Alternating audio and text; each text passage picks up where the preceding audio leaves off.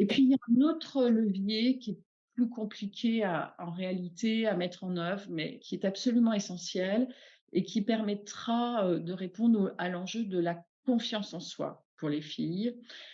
Confiance en soi dans ce qu'elles prévoient comme parcours, mais même dans la façon dont elles prennent la parole, dont elles posent leur voix, c'était dit tout à l'heure. Là, les professeurs ont un rôle à jouer.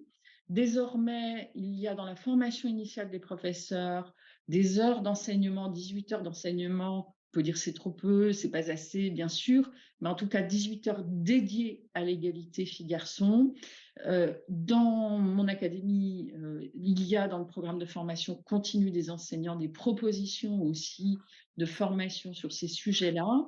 Et dans cette idée de faire que les professeurs en classe, dans leur pratique pédagogique, prennent l'habitude d'avoir une pédagogie que je dis inclusive, c'est-à-dire une pédagogie qui va encourager filles et garçons de la même manière, qui va aussi encourager ceux qui seront peut-être d'origine sociale très modeste ou peu accompagnés à décoder ce qu'attend l'école et à leur permettre de mieux se positionner dans non seulement leurs enseignements, leurs apprentissages, mais finalement dans l'ambition qu'ils peuvent avoir pour eux-mêmes, pour leur parcours, pour leur avenir.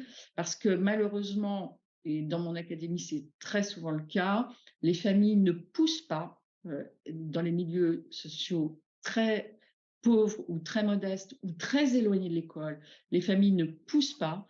Et donc, on a besoin vraiment d'encourager les élèves, les filles, les garçons, à viser plus haut, à avoir plus d'ambition scolaire et in fine aussi plus de réussite et d'opportunités pour leur avenir.